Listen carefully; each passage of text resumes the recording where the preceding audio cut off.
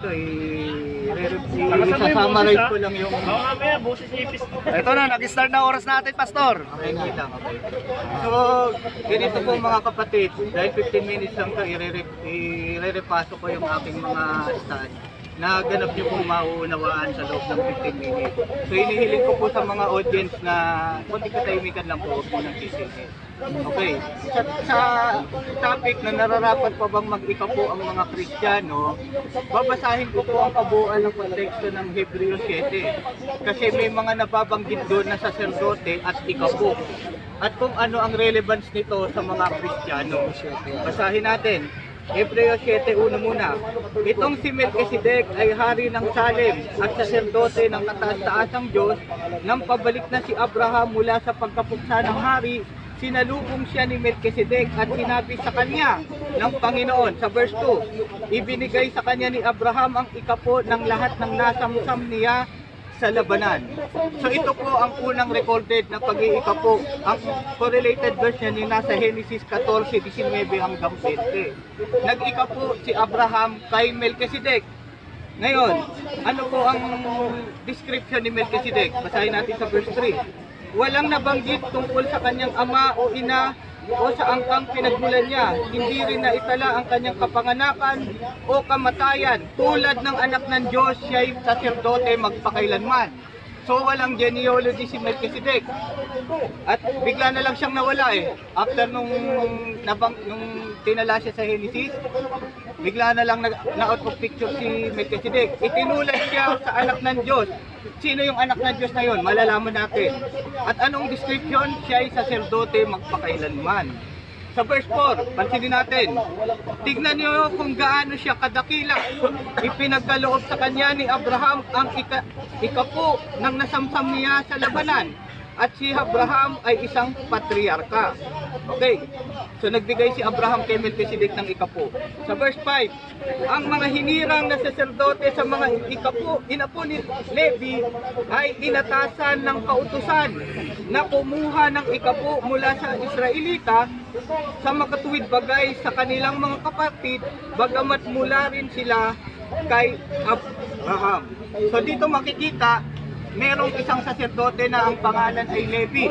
Inutusan ang mga Israelitang mag-ikapo ayon sa kautusan. Pero mapapatunayan natin sa mga susunod na talata, wala pang kautusan sa ikapo, nag-ikapo na si Abraham. Ngayon, tatanungin, hindi naman inutos sa mga Kristiyano na mag-ikapo eh.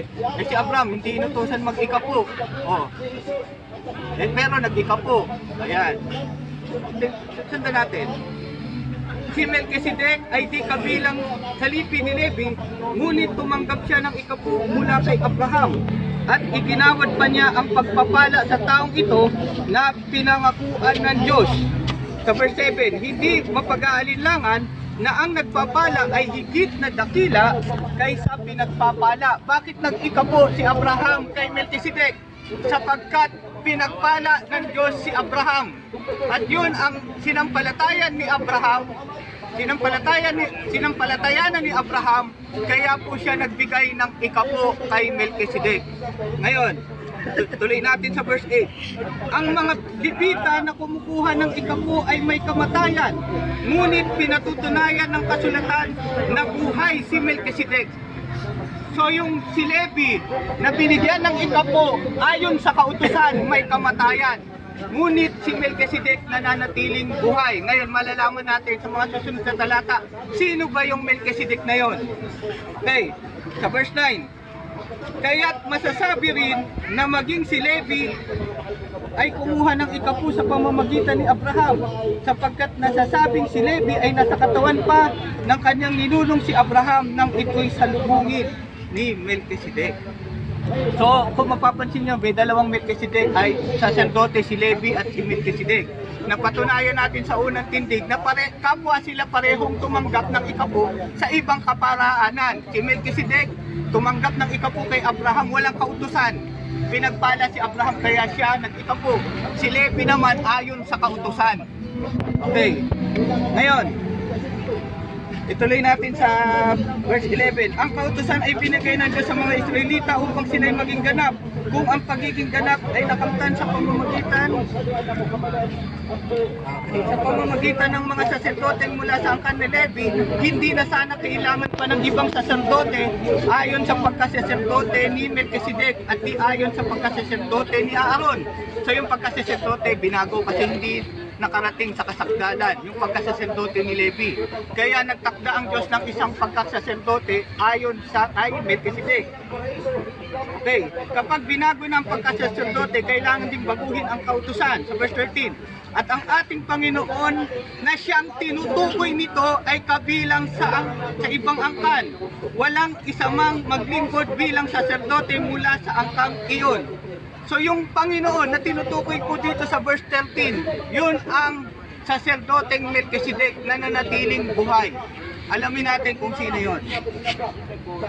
Tuloy natin sa verse 14. Alam ng lahat na siya ay mula sa angkan ni Juda at hindi binanggit ni Moises ang angkan ito nang sabihin niya ang tungkol sa saserdote.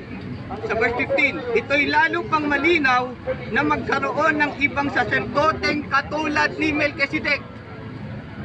So hanggang ngayon nananatili. Ngunit saserdote siya dahil sa kapangyarihan ng buhay na kailanmay di matatapos at hindi dahil sa lahi ayon sa tuntunin ng kautusan. Kasi ang pagkasaserdote noon, sa pagkasaserdote ni Levi, hereditary. Pero dito kay Melchizedek, hindi hereditary. Bigla nga siyang nawala eh. Wala nga siyang angkan ayon sa verse 1 eh. Pero nanatiling buhay ang pagkasaserdote ni Melchizedek. Sa verse 17, sapagkat ito ang sinabi sa kanya ng kasulatan tungkol sa kanya, ikaw ay saserdote magpakailanman ayon sa pagkasaserdote ni Melchizedek.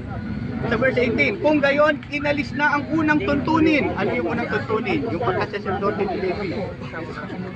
Dahil ito'y mahina at walang bisa, sapagkat walang napaging ganap sa kautusan, ngunit higit na mabuti ang bagong pag-asang tinanggap natin sa pamamagitan nito'y nakalapit na tayo sa Diyos. Okay. Yung pagkasaserdote ng Melchizedek, yun ang nakalapit sa atin sa Diyos. Sa verse 20, ang Diyos ay hindi na sumumpa ng gawing saserdote ang iba. Dito sa verse 21, sino yung Melchizedek na yon? Ngunit sumumpa siya ng gawin niyang saserdote si Jesus ayon sa sinasabi ng kasulatan. Ang Panginoon ay sumumpa at hindi siya magbabago ng isip. Ikaw ay saserdote magpakailanman. Ang pagkasaserdote ni Melchizedek, ang typology niyan sa New Testament, walang iba kundi ang ating Panginoong Jesucristo. Si Levi, ang pagkasaserdote niya may hangganan, namatay. Ngunit ang pagkasaserdote ni Melchizedek na natili magpakailanman sa katauhan po at sa kalagayan ng pagka-Diyos ng ating Panginoong Jesucristo.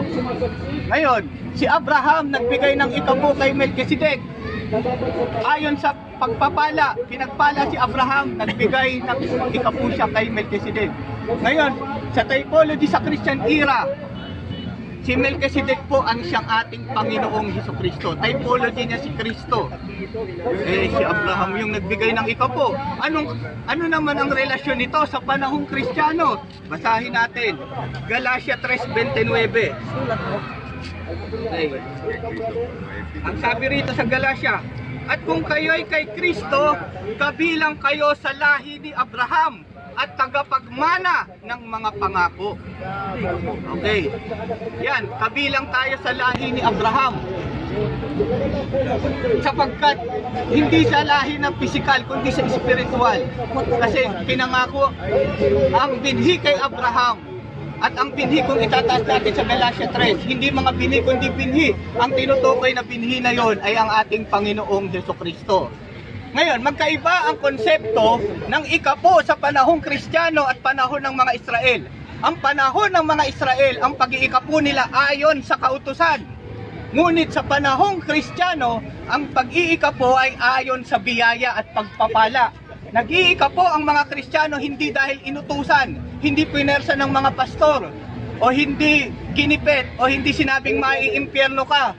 Kundi, nag-iikapo ang mga Kristiyano udyok ng pagpapala kasi naramdaman nilang pinagpala sila ng Diyos. Kumbaga, binalik lang nila ang pagpapalang nang gagaling sa Diyos. Kung paanong nag-ikapo si Abraham. Ganun po ang ano nun. ang pagkasaserdote ng Melchizedek na nanatili yun, mga kapatid. At may mga tala sa Biblia na sinasabi, magbigay ayon sa ipinasya ng puso. Walang problema yon. Ang pag-iika po ng mga Kristiyano ayon sa ipinasya ng mga puso. Dahil hindi kami namemersa ng mga miyembro. Nagbibigay kami ng ikapo, pasya namin yon. Bukal sa loob namin. Hindi kami napilitan. Bakit? Sapagkat may pagpapala ang mga nagbibigay. Ayon po sa dito po sa Lucas 6:38. Okay. Ganito po ang mababasa natin sa Lucas 6:38. Magbigay kayo at bibigyan kayo ng Diyos. Hustong takal, siksik liglig, at umaapaw ang ibibigay sa inyo. Sapagkat ang takalang ginagamit sa inyo sa iba ay siya ring gagamitin ng Diyos sa inyo. Tatanungin ako mamaya ni, unahan ko na si Melchor, ikaw po ba ang tinutukoy na yan? Sasabihin ko, pwedeng ikaw po. Pwede rin hindi. Pwedeng 100%. Yan ang sasagot ko sa kanya mamaya. Okay, kasi sabi rito, magbigay kayo at bibigyan kayo ng Diyos. Hustong takal, siksik liglig, at umaapaw ang ibibigay sa inyo. At marami pong mga Kristiyano ang nagpapatotoo patungkol po sa pagbibigay ng ikapo.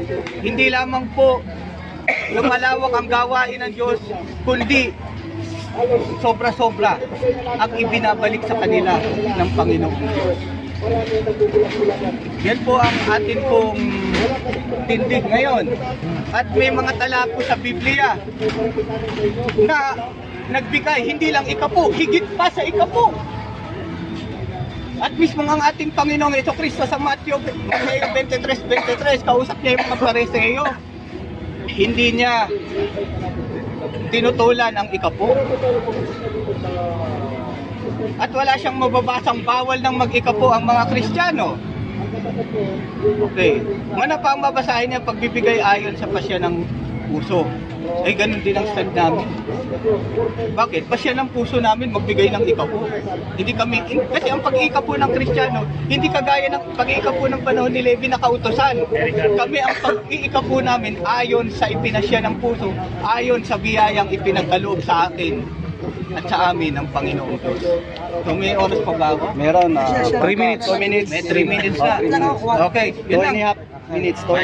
Stop na. Stop na. Stop na. Bago ako magtanong,